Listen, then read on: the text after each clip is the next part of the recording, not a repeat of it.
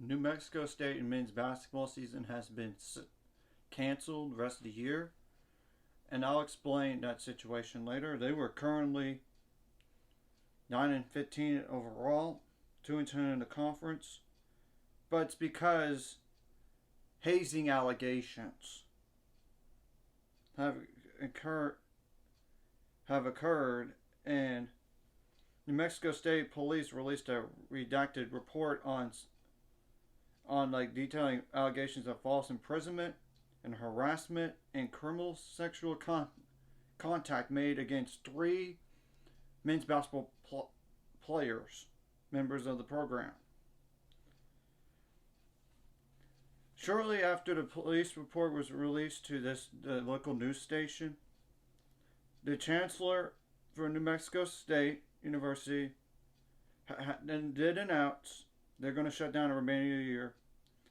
The chancellor said, this action is clearly needed after receiving additional facts and reviewing the investigation reports related to the hazing allegations involving student athletes on the team. Hazing has no place on our campus, and those found responsible will be held accountable for their actions. We must uphold the safety of our students and the integrity of our university. It's time for this program to reset. I've spoken with the Western Athletic Conference Commissioner Brian Thornton earlier today and informed him of that decision. The first-year head coach Greg Heiar, Heiar, I apologize if I butchered that last name, and his entire coaching staff were placed on administrative leave as a result of this allegation. And as of last night, they were still employed. It's just they were paid on administrative leave. There was a report on February 10th that the victim, a member of the New Mexico State men's basketball team, went to campus police wishing to file a report regarding possible assault, but did not want to pursue criminal charges. The police report cites for the three players one count of false imprisonment, one count of harassment, and 2 counts of criminal sexual conduct. The victim told police that the incidents had been occurring since July or August of 2022. In the witness report, the victim states that on February 6, 2023, 3 members of the basketball team whose names were redacted in the police report,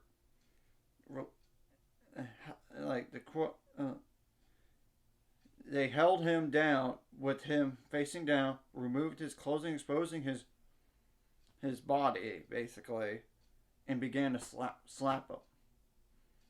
He also went on to the state that he touched his scrotum, just nasty stuff.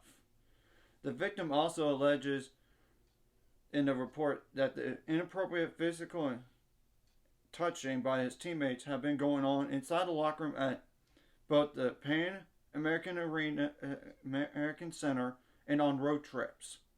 The victim stated to police that he had no choice but to let this happen because it's a 3-on-1 type of situation. The victim also told police that the incident usually happened in front of the entire team, that nobody even intervened. The police report also states that there could be another member of the basketball program that has been subjected to the hazing and inappropriate conduct. No criminal charges was filed against any of the players yesterday afternoon. The police are still investigating this, according to the report.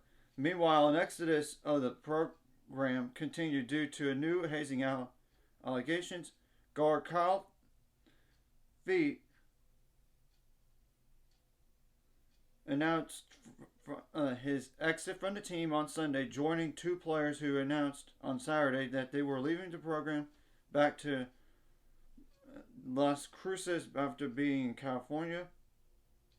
The Western Athletic Conference issued a statement following the cancellation of their season, saying that the remaining 12 WAC teams would qualify for the WAC tournament automatically.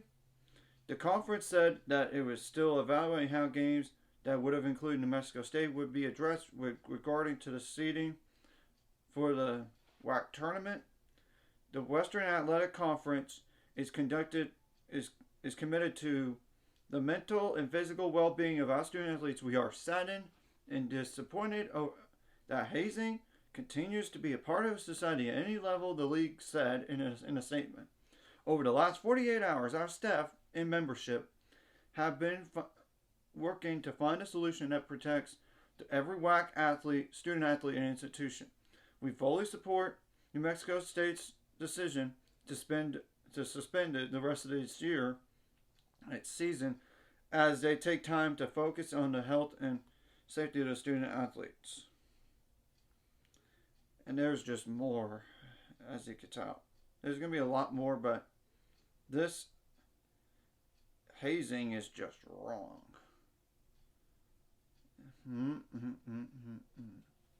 This is just terrible to think that had been going on for a long time. Is beyond me.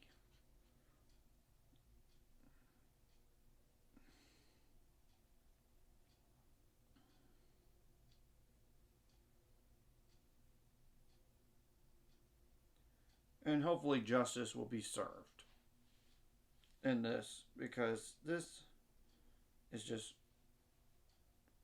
sick in the worst way.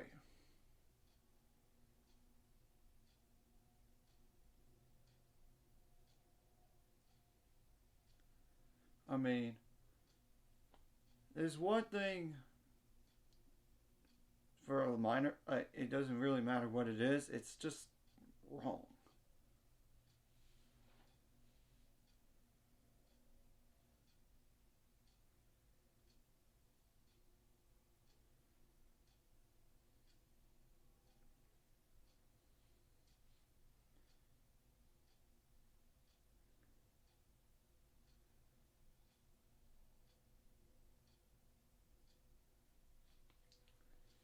There was also the program is also being examined as part of an unrelated investigation stemming from a November shooting involving a forward Mike Peak. Following a confrontation, Peak and a student at a rival University of New Mexico exchanged gunshots, resulting in the latter's death. And 3 of Peak's teammates then arrived on the scene, according to authorities, and left with the gun that Peak had fired in his tablet. Of course, they were later turned over to police by the Aggies' assistant coaches. I thought we were better than this as a society.